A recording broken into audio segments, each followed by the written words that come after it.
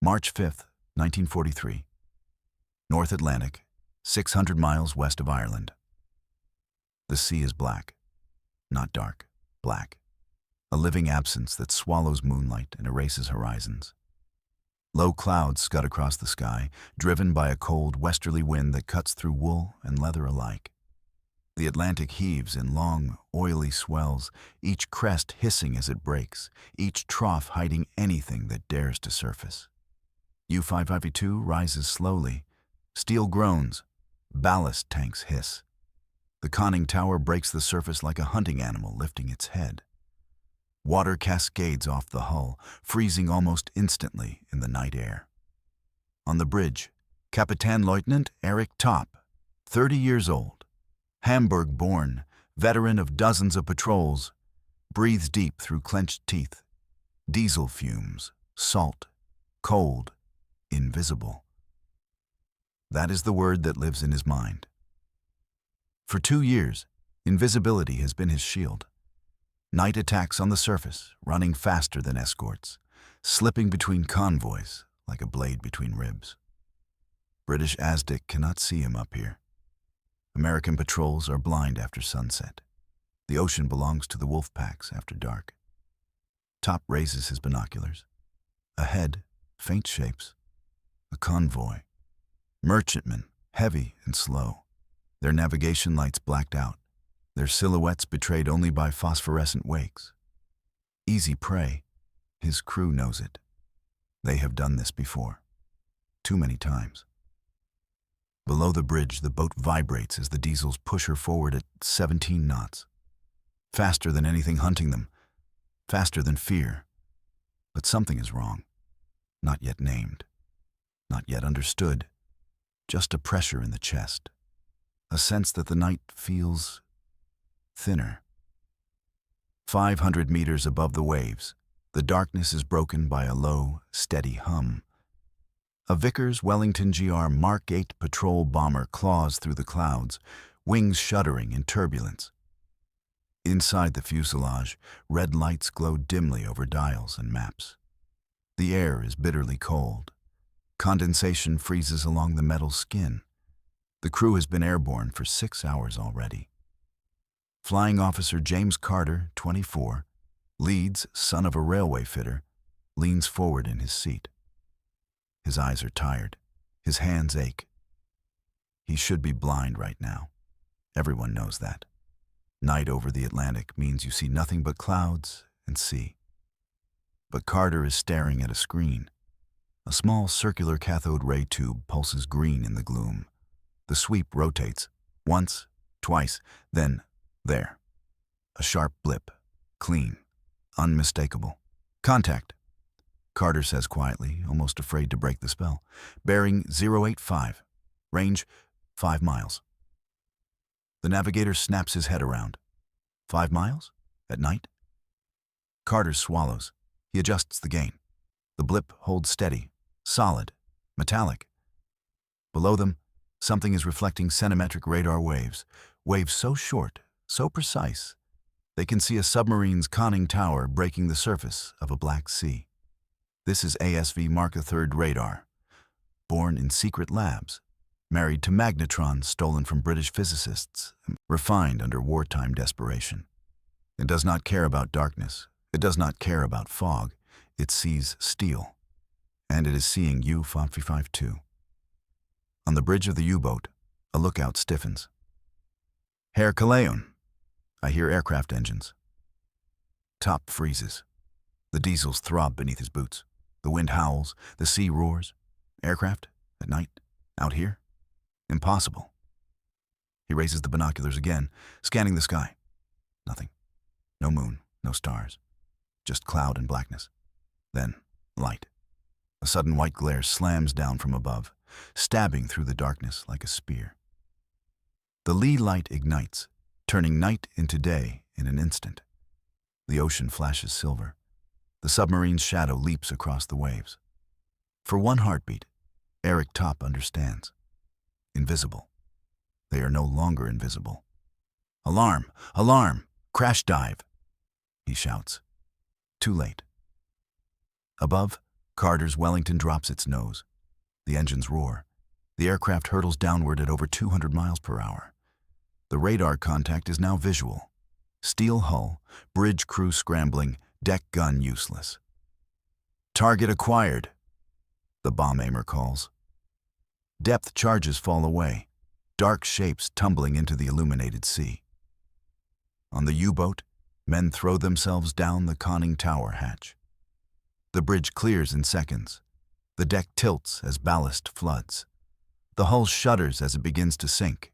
The first explosion hits just off the starboard bow. The ocean erupts. Water slams into steel. Lights flicker. Men are thrown against bulkheads. Gauges spin wildly. Another blast. Closer. Inside the boat, the sound is not an explosion, it is pressure.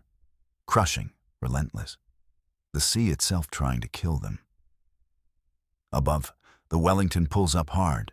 Wings screaming, crew braced as shock waves buffet the aircraft. Carter stares down through the perspex blister, heart hammering. One contact, one attack, one chance. This is not luck. This is the end of the night. The depth gauge needle spins downward. 20 meters, 30, 40. Inside U-552, the lights dim to a sickly yellow. The hull creaks like a living thing under strain, each groan a reminder that the ocean above weighs thousands of tons. Men cling to handholds. Someone mutters a prayer, someone else swears softly in Bavarian dialect. Kapitän Lieutenant Eric Topp grips the periscope handles, though there is nothing to see. His jaw is locked tight. He has survived air attacks before, rare, clumsy affairs in daylight when a sharp dive and a bit of luck were enough. This feels different. This feels precise. Another explosion. Closer. The deck bucks violently. A gauge shatters, spraying glass. A ballast valve screams before slamming shut. Damage report, Topp barks. Forward torpedo room, minor flooding. Starboard diesel intake, jammed. Hydrophones, intermittent. Hydrophones. Deaf now. Blind already. The ocean has teeth. Above, the Wellington circles wide, banking carefully to stay outside the blast radius. The crew is silent except for, clipped professional calls. They are no longer guessing. The radar operator watches the screen, pulse after pulse. The blip is still there. Slower now, deeper, but moving. He's alive, Carter says. Good, the captain replies, not unkindly. Let's keep it that way, for now. They radio the contact. Within minutes, the empty sky begins to fill. A Liberator answers first, long wings slicing through cloud, its own radar already painting the sea below. Then another Wellington. Then a Catalina, lumbering but patient, capable of loitering until dawn if needed. This is the new Atlantic War. Not one hunter, many, coordinated, relentless. Down below, U-552 creeps at 3 knots, electric motors whispering. Every man aboard holds his breath when the hull creaks. Depth charges explode above, walking patterns across the sea like an invisible net. Topp realizes the truth with a cold clarity that steals his breath. They are not being attacked at random. They are being tracked. He thinks back to the early days, 1940, 1941, when U-boats surfaced at night with impunity, diesels roaring, guns manned, captains laughing at the idea of British night patrols. He remembers the arrogance, the confidence, the belief that the Atlantic was simply too big, too dark. Now the darkness has eyes. 3 hours later, the attacks ease. U-552 limps away, battered but alive, slipping deeper until the pressure hull sings and then deeper still, riding silence like a prayer. Eventually, the sounds fade. The sea grows quiet again, but nothing feels the same. Days later, in a gray, wind-lashed briefing room in Lorient, Topp listens as officers argue in low voices. Reports stack up. Boats attacked at night. Boats sunk without warning. Crews never saw the enemy. Radar, they whisper. Some new kind. Donuts demands answers. Engineers scramble. Countermeasures are rushed into service. METOC's radar detectors, crude, unreliable. For a few weeks, they offer hope. A warning tone. Time to dive. Then the Allies shift frequencies. The tone goes silent, and boats keep dying. By May 1943, the Atlantic is a slaughterhouse. U-boats surface at night and are killed. They dive by day and are hunted by sonar and hedgehogs. Air patrols stretch farther than ever before, closing the last black gaps in the ocean. Wolf packs scatter. Convoys push through. One by one, the predators vanish beneath the waves. On Allied airfields, young men climb out of aircraft, shaking with exhaustion, smelling of oil and cordite. They do not cheer. They light cigarettes with trembling hands. They have watched the sea erupt. They have watched men die unseen. Radar screens glow quietly in the night. Green, circular, unblinking. The ocean no longer hides secrets. It remembers them. May 24th, 1943. Bay of Biscay. Dawn approaching. The sky is no longer black. It is a bruised gray, streaked with the first thin veins of morning light. The sea below is restless, chopped by wind and tide, flecked with whitecaps that glimmer faintly in the half-light. A consolidated B-24 Liberator of RAF Coastal Command drones southward at 8,000 feet. Its long wings cast a shadow over the waves as the aircraft patrols the last escape corridor for U-boats entering and leaving French ports. This stretch of water used to be safe. Dawn used to mean relief. Not anymore. Inside the Liberator, Flight Lieutenant Arthur McLeod, 27, Nova Scotia born, checks his watch. 10 hours airborne. Fuel is low, nerves are shot, but the radar screen is alive. A contact flickers at extreme range, then sharpens. Steel. Moving fast. On the surface. U-boat, McLeod says. No excitement. No surprise. Just fact.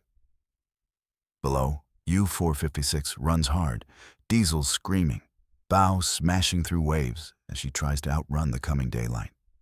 The captain knows the math. Submerged, she is slow and blind. On the surface, she is fast, but visible. Too visible. The lookout spots the aircraft seconds too late. Flugzeug. The Liberator drops like a hammer. The dorsal turret opens fire, tracers stitching the sea around the conning tower. Men dive. The deck gun fires wildly, hopelessly. The radar-guided approach is perfect. The bomb aimer releases depth charges set shallow, designed not to hunt, but to kill on the surface. Explosions tear the ocean apart. One charge detonates directly beneath the stern. The U-boat breaks. Fuel oil gushes upward, painting the sea black. Debris erupts. Wood, metal, human shapes. The submarine slides under. Stern first, her bow lifting briefly as if in defiance, then vanishing. Silence follows. McLeod watches through the nose blister as the oil slick spreads. He sees life jackets, a hand, a face. He turns away. Across the Atlantic, this scene repeats itself again and again. In March 1943, U-boats sank ships faster than they could be replaced. By June, the numbers reverse. The curve of the war bends, hard. Radar does not get tired. Radar does not blink. Centimetric sets pick out periscopes. Conning towers, even a wake disturbed by steel beneath the surface. Leigh Lights pin submarines like insects. Coordinated air-sea patrols herd them into killing zones. The German crews feel it first in their sleep. Men jerk awake at phantom engine sounds, at imagined explosions. The ocean presses in on their dreams. Veterans aged 10 years in 10 weeks. Letters home stop mentioning victory. They mention fear. In a wardroom in Greenock, Scottish rain drumming against the windows, Allied officers study charts littered with red grease pencil marks. Each mark is a kill. Each mark is a crew that will never return. There is no celebration, only grim satisfaction. The Atlantic lifeline is reopening. Food reaches Britain. Tanks reach North Africa. Soon, France. Radar operators, once treated like technicians, are now listened to in silence. Their screens have become weapons as deadly as torpedoes. The war at sea has changed shape, and the U-boat arm knows it. By the end of May 1943, Dönitz withdraws his remaining boats from the North Atlantic. The admission is unspoken, but absolute. The night is no longer German. The ocean has chosen sides. Type continue to generate the next section. Section 4. After the silence, autumn 1945. Kiel Harbor, Germany. The war is over. The harbor is quiet in a way the Atlantic never was. No depth charges, no engines screaming, no alarms cutting through sleep. Rust stains the waterline of surrendered submarines tied up like broken animals, their hulls scarred by salt and shrapnel. Gulls cry overhead, indifferent witnesses to what these boats once were. Eric Topp stands on the quay, hands in his coat pockets, staring at the water. He is older now, not in years alone, but in weight. The kind that does not show on a face, only in the eyes. He survived the war. Many did not. Most did not. He thinks of nights on the bridge, when the ocean felt endless and safe, when darkness meant protection, when the enemy was blind and slow. And he thinks of the moment that illusion died, not with a single explosion, not with one lost boat, but with a quiet green line sweeping across a radar screen somewhere above the clouds. Years earlier, in a hangar in Cornwall, James Carter removes his headset and rubs his eyes raw. The war has ended here too. Aircraft sit idle.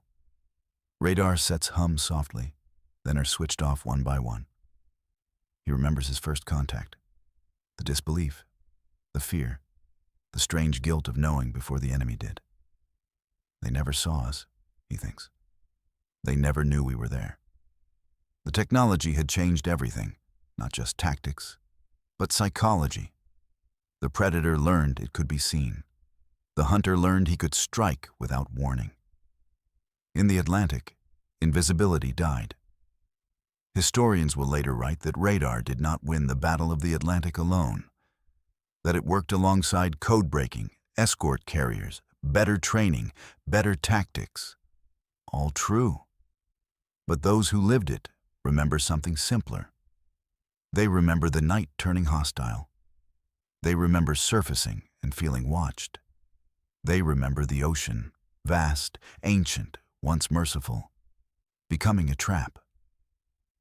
Centimetric radar did not just find submarines. It broke the spell. And when the spell broke, the war turned.